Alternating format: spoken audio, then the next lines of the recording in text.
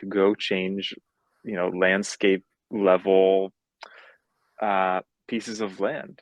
Um, and and these are some large projects, like projects you can see from space. And that's what's needed in order to reestablish ecological restoration. We can't just be a technology company providing a clever solution with more information. We have to get our hands dirty and um, understand how this works at a very intimate level on land. But what you said about science, that's intriguing for me, because people would say, okay, you have your own scientists, and how could you prove, like, without any doubt, that you're on, like, that you're sure that this is going to happen? And most politics, um, I know politicians, I would say, would not agree with some of your numbers, I would say, or not. If you feel that's different, you can contradict me here. Mhm. It's a good thing we're not dependent fully on politicians understanding science.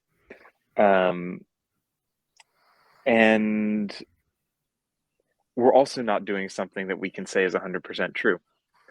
So when you go plant a bunch of trees and you say, here's how much the trees will go over the next 30 years, we don't know. There are so many different factors. There are climate factors, there are wildfires, there are floods, some guy might come with a chainsaw and chop them all down. We don't know what will happen in the future. But at scale, across the whole landscape, we can get a pretty good idea. And we can understand how much uncertainty there is in that estimate. And by understanding that uncertainty, we can still say, hey, it's worth plopping down $10 million to go plant a bunch of trees now, even if we don't know exactly what the payout is going to be. And you believe that it will not be top down from government, it will be from the people. That's what you think? It, it has to be both. We're all in this together. The government is not separate from us, um, and we definitely need policy decisions to on so many different levels to encourage like coherent emissions policy. So we stop emitting as much CO2 and we move off as a civilization from fossil fuels, um, to treat land as basically as a being that owns itself. And this is sort of a radical step that's been taken in places like New Zealand and Ecuador to give sovereignty to land. Um, and that's sort of just acknowledging the real relationship we have with the rest of nature. And this is something that's like a far more radical level of conversation than most governments are playing with right now. But there's a lot of iterative steps to get there, like just doing a lot less harm to places that are vital for human survival because they hold incredible biodiversity. And we don't understand how the planet fully works. And so it's better not to screw with it too much. Yeah.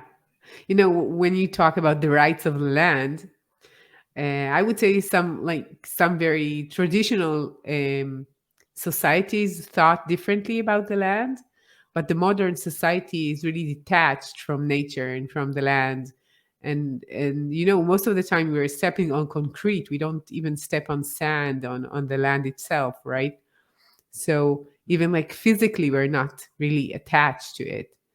Yeah. So do you think it's more related to maybe to education about that, or how do people perceive their nature and their surrounding in Yeah. general? I mean, I don't know. It's about education. Education is it's a great blanket word for usually something we can teach in a school. And there's a deeper level of feeling that has to happen as a species and civilization if we want to get through this in a way that doesn't cause mass suffering, hundreds of millions of climate refugees, and destabilization of human systems. And that is acknowledging that we are a part of the whole, that we are a participant in the ecosystem, and that we can actually be a good participant in the ecosystem. We don't actually have to be this destructive force and we just separate nature from the humans.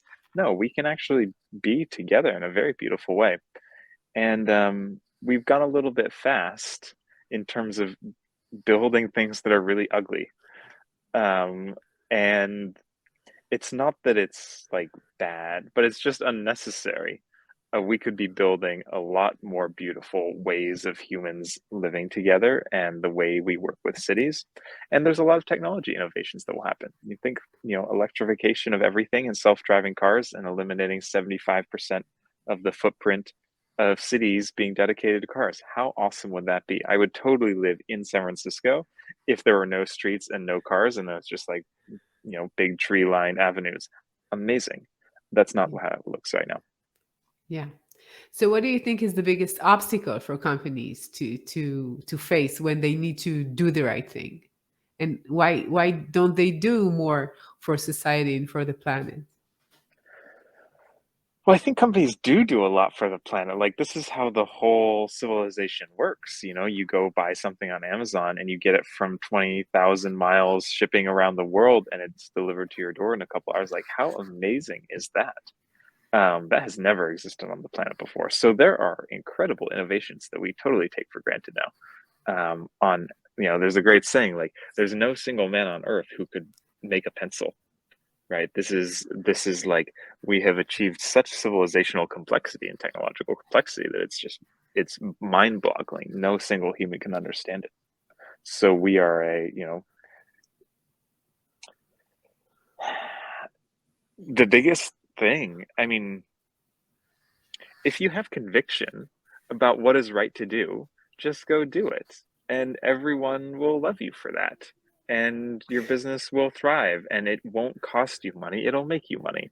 Um, so maybe just spend some time in nature,